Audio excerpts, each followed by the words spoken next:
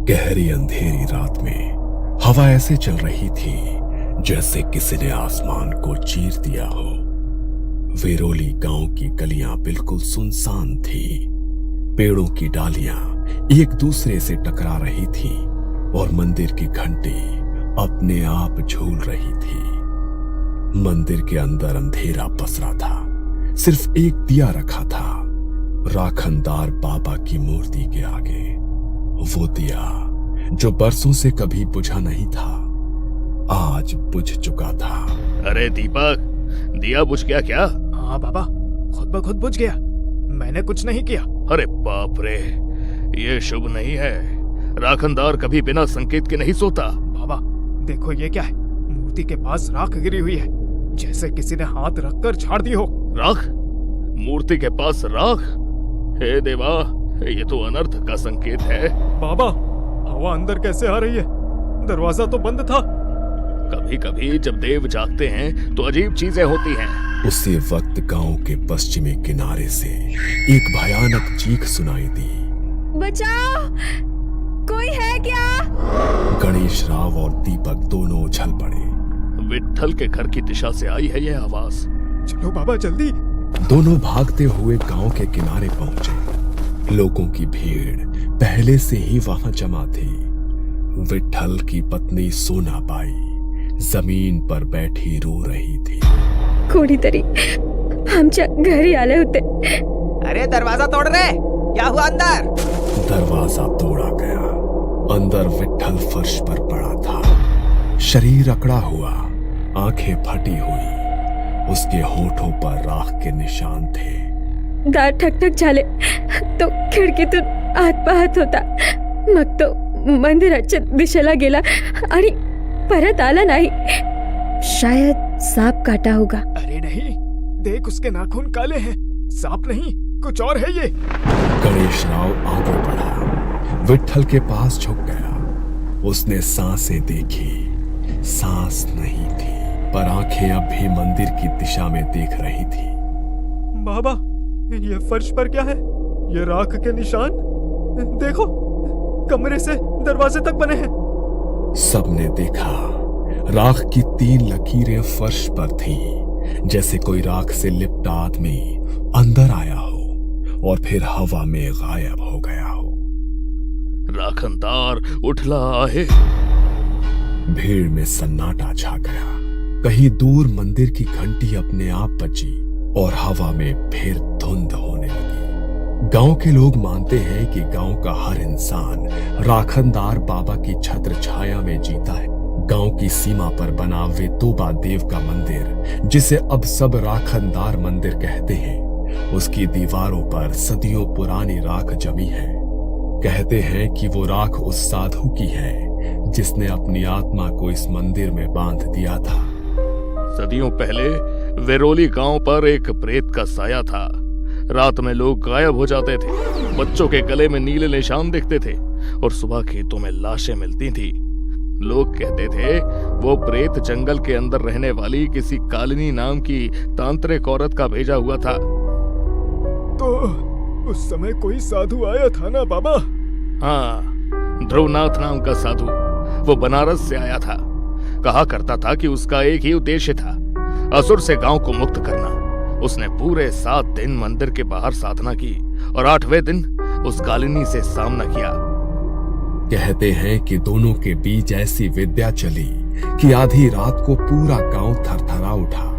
बिजलियां चमकी, पेड़ झुके और धरती से राख उठने लगे। आखिर में साधु ने खुद की आत्मा को बंधन में बांधकर उस प्रेत को उसी में समा लिया। वो स्वयं राख बन गया और वो राख वही है जो आज मंदिर की दीवारों पर चिपकी है। तब से हर साल आषाढ़ की पूर्णिमा को हम पूजा करते हैं। राखनदार बाबा को बकरे की बलि देते हैं ताकि वो जागृत रहे और गांव की रक्षा करता रहे। और अगर उसकी ये प्रथा नहीं निभाई गई तो राखनदार नाराज हो जाएगा और गांव का विनाश भी हो सकता है। लोग सिर झुकाकर सुन रहे थे। कईयों के आंखों में डर झलक रहा था। मंदिर बनने के बाद भी कई बार गांव पर संकट आया। एक बार महामारी फैली। लोग कहते हैं कि जब डॉक्टर काम नहीं आए तो राखनदार बाबा के मंदिर से खुद राख उठकर घर घर में बिखरी और बीमारी थम गई। दूसरी बार जंगल की आग गांव की ओर बढ़ी, पर रात भर बारिश हुई और गांव बचा रहा। राखनदार जाग गया था। सालों तक ये परंपरा चलती रही, पर फिर इस बार गांव में नए सरपंच बने शंकर राव पाटिल, शहर में पढ़े लिखे खुले विचारों वाले इंसान। अरे अब ये बकरे काटने की बातें बंद करो, ये सब अंधविश्वास है। आज के जमाने में हम रक्त नहीं बहाएंगे। पर सरकार, अगर पूजा छूट गई तो? अरे कुछ नहीं होगा, ये सब पुराने लोग हैं, डराने वाली ही बातें करते रहते हैं। अब हमें आधुनिक होना है, लोगों में बंटवारा हो गया है। हाँ, सही बात है, एकदम सही है। पर आधा गांव डर गया, खासकर गणेश राव पुजारी। अरे तुम लोग नहीं समझते, राखनदार कोई साधारण देव नहीं, वो आत्मा है जो बंधन में है। अगर उसका व्रत अधूरा रहा तो वो खुद अपना हक लेने निकलेगा। पंडित जी, अब ये कहानियां बच्चों को सुनाइए। गांव का भविष्य इनसे नहीं बनता। सभा खत्म हो गई, पूजा रद्द कर दी गई, लोग घर लौटे, पर गांव में सन्नाटा था। कुत्ते तक नहीं भौंक रहे थे उस रात।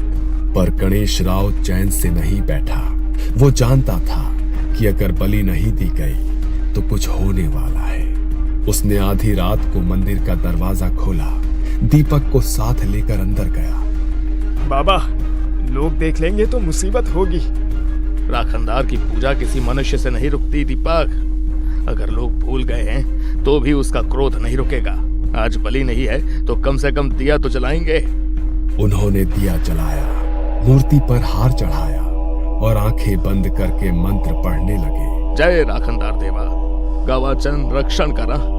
पर दिया जलते ही हवा का झोंका आया और दिया बुझ गया। मंदिर की दीवारों पर जमी राख धीरे धीरे नीचे गिरने लगी। दीपक डर कर पीछे हट गया। बाबा, बाबा, वो मूर्ति हिल रही है। गणेश राव की आंखें फैल गई, वो थर थर कांपने लगा। अब देर हो चुकी है, राखनदार जाग चुका है। मंदिर की मूर्ति धीरे धीरे हिलने लगी थी। मूर्ति हिलते ही गणेश राव और दीपक के पैरों तले जमीन खिसक गई। दीपक कांपते हुए बोला, बाबा, ये मैंने नहीं देखा कभी। मूर्ति हिली, सच में हिली। भाग दीपक, अभी मंदिर में रहना ठीक नहीं है, भाग। दोनों मंदिर से भागते हुए सीढ़ियों पर गिरते पड़ते नीचे उतरे और गांव की ओर दौड़ पड़े। पीछे मंदिर के अंदर से घंटियों और तेज हवा की आवाज आने लगी। अगली सुबह खेतों में काम करने गए किसानों ने देखा कि पशु मरे पड़े हैं। उनके शरीर पर जलने जैसे निशान थे। खेत में जहां जहां सूखी घास थी वो जलकर राख फैली थी। अरे रे, ये क्या है? खेतों में राख किसने किया है? ये किसी ने नहीं, ये तो खुद जले हैं। ऐसे लग रहे हैं जैसा अंदर से सुलग रहे हो। खबर पूरे गांव में फैल गई। हर कोई कह रहा था कि राखनदार नाराज हो गया है। तब से रातें और भी डरावनी होने लगी। गांव के बीच वाले कुएं से रात में कदमों की आवाजें आती, धीमी, गीली, छपक छपक, जैसे कोई पानी से बाहर निकल कर चल रहा हो। कल रात मैंने देखा कोई आदमी कुएं के पास खड़ा था, लेकिन जब पास गई तो वहां कीचड़ जैसी राख पड़ी थी। बस कोई कुछ नहीं समझ पा रहा था। लोगों ने सरपंच शंकर राव के घर जाकर कहा, अब पूजा करनी पड़ेगी सरकार, वरना गांव नहीं बचेगा। पर शंकर राव अब भी हंसता रहा। कुत्ते मर गए, गाय मरी तो उसमें भी भूत देखोगे? कुछ नहीं है ये, डॉक्टर को दिखाओ। अगली रात दीपक और गणेश राव मंदिर के बाहर चबूतरे पर सो रहे थे, क्योंकि डर के मारे अंदर जाना बंद कर चुके थे। आधी रात को अचानक मंदिर के अंदर घों घों सी आवाज आई, जैसे कोई गुर्रा रहा हो। दीपक चौंक कर उठा। कौन है वहां? बाबा, बाबा, आप सो रहे हो क्या? कोई जवाब नहीं। वो उठकर इधर उधर देखने लगा। अचानक फिर मंदिर की घंटियां अपने आप बजने लगी। दीपक दीपक का दिल जोर जोर से धड़कने लगा। वो कांपते कदमों से मूर्ति के पास गया और जैसे ही उसकी टॉर्च की रोशनी मूर्ति पर पड़ी, उसकी आंखें फटी की फटी रह गई। मूर्ति की आंखों से लाल तरल जैसा कुछ बह रहा था, जैसे खून, पर वो गाढ़ा था। मूर्ति पर अब भी वैसी ही दरारें पड़ी हुई थी। बाबा, बाबा, उठो, जल्दी उठो। गणेश राव नींद से हड़बड़ा कर उठा। क्या हुआ दीपक? देखो बाबा, मूर्ति के आंखों से कुछ बह रहा है। गणेश राव को आंखों पर भरोसा नहीं हो रहा था। उसने झट से पूजा की थाली उठाई, मंत्र पढ़ने लगा और दिए जलाने लगा। पर तभी तेज हवा बहने लगी और दिया जल ही नहीं रहा था। ए राखनदार देवा, शांत हो, हम ही विसरलो नाही। अचानक मंदिर में धूप बत्ती अपने आप जल उठी और उसी वक्त मूर्ति के पीछे की दीवार से भारी और गहरी आवाज आई, माझं व्रत अपूर्ण राहिलं आहे। दीपक वहीं जमीन पर बैठ गया। उसका शरीर सुन्न हो गया। गणेश राव की सांसें रुक गई। गांव की हवा बदल चुकी थी। हर रात कुछ ना कुछ घटता था। पहले लोग सोचते थे कि ये अफवाहें हैं, लेकिन अब लगातार 3 रातों में कोई ना कोई गायब होने लगा। तब सबके चेहरों पर डर साफ साफ दिखने लगा था। एक शाम गांव के किनारे बसे अंबाजी के खेत से चीख की आवाजें आई। जब लोग पहुंचे तो अंबाजी की लाश अधमरी हालत में मिली। आंखें पूरी सफेद, चेहरा राख से भरा और छाती पर ऐसे लग रहा था जैसे किसी ने जोर देकर दबाया हो। सुबह होते होते ये खबर पूरे वेरोली में फैल गई। लोगों ने मंदिर की सीढ़ियां धोकर पूजा की कोशिश की, पर जैसे ही किसी ने दरवाजे के पास दीपक जलाया, हवा इतनी तेज चली कि लौ एकदम बुझ गई। मंदिर की घंटियां अपने आप बजने लगी। हर बार जब घंटी बजती, गांव के किसी कोने में एक और अनहोनी घटती। अब गांव 2 हिस्सों में बंट गया था। कुछ लोग मंदिर को हमेशा के लिए बंद करने की बात करने लगे। ये सब उसी आत्मा का श्राप है। अगर मंदिर बंद कर दिया जाए तो शायद सब शांत हो जाए। अरे मूर्खों, उसे बंद करोगे तो वो दीवारें तोड़ देगा। राखनदार कोई देव नहीं है, वो बंधन में बंधी शक्ति है। उसे पूजा से शांत किया जा सकता है, ताले से नहीं। कई लोग घबराकर पीछे हट गए, पर कुछ युवकों ने विरोध किया। अब ये सब अंधविश्वास है बाबा। अब इस गांव में बलि नहीं होगी।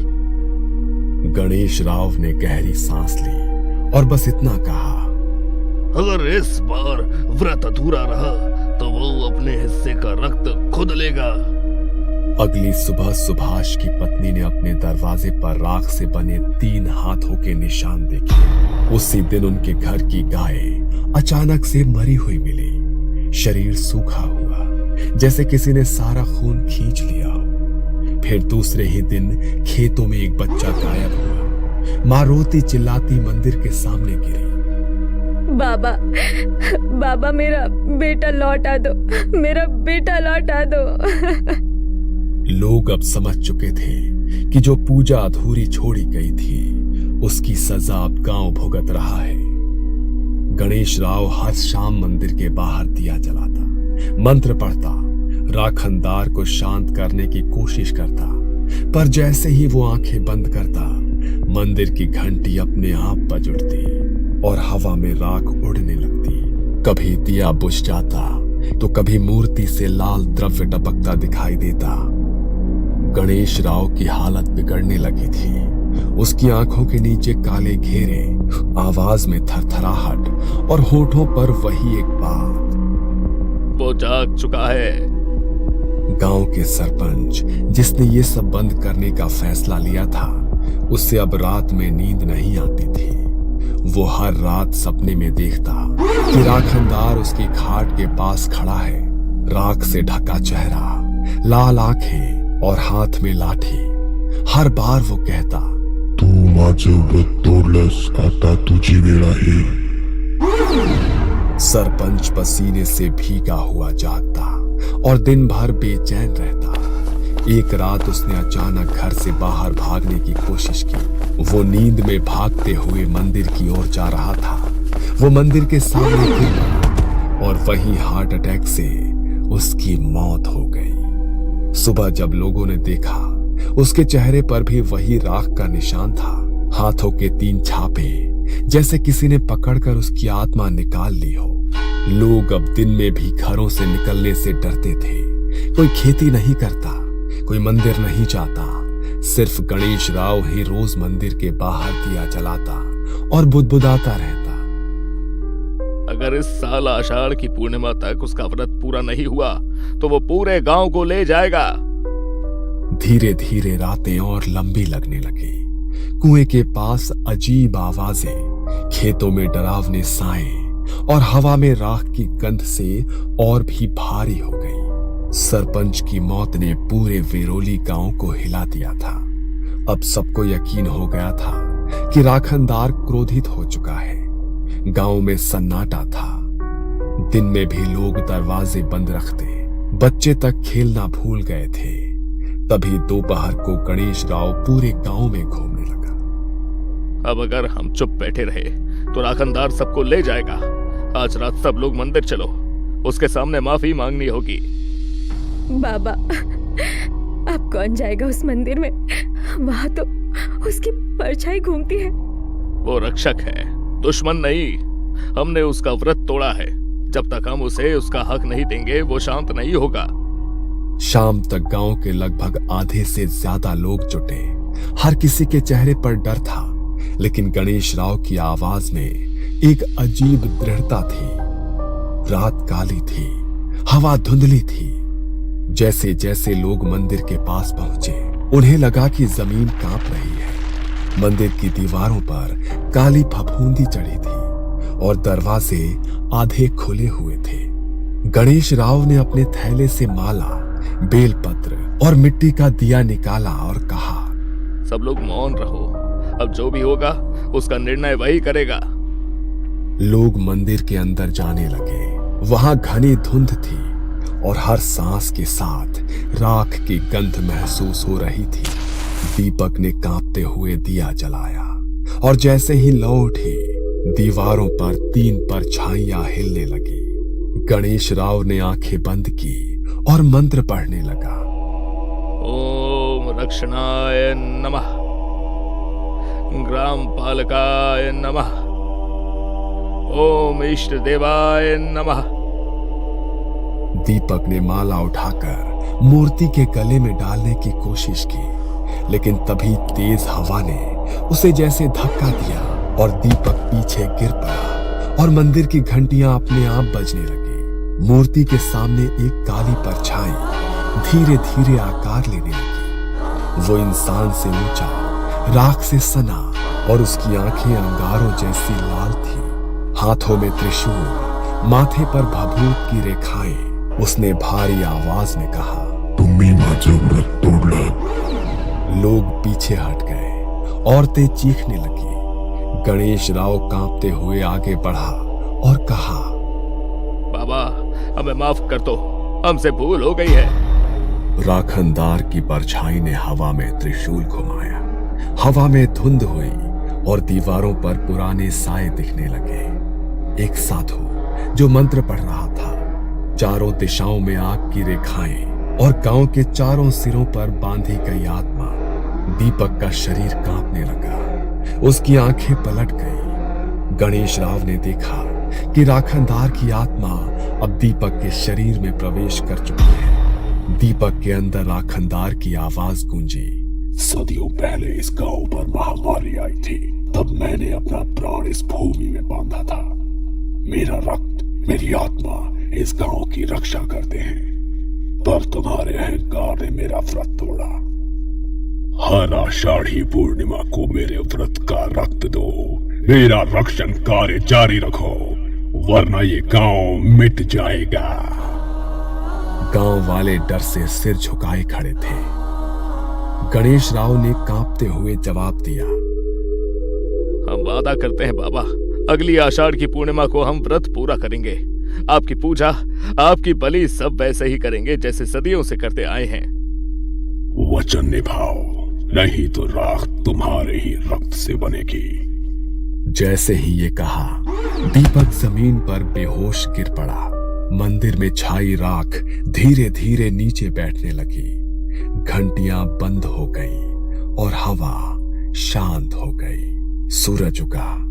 गांव में कई दिनों बाद सन्नाटा टूटा। पंछी लौट आए थे। हवा फिर से हल्की हो गई थी। गणेश राव ने मंदिर के सामने दिया जलाया और कहा, वो गया नहीं, बस सो गया है। उसका व्रत अब हम सबकी जिम्मेदारी है। तब से वेरोली गांव में हर साल आषाढ़ की पूर्णिमा पर राखनदार की पूजा होती है। पर अब लोग बकरा नहीं, नारियल चढ़ाते हैं। पर मान्यता आज भी है कि अगर कोई उस दिन की पूजा भूल जाए तो रात को मंदिर की घंटी अपने आप बजती है और हवा में राख उड़ती है और फिर वही आवाज गूंजती है, माझं व्रत अपूर्ण राहिलं आहे।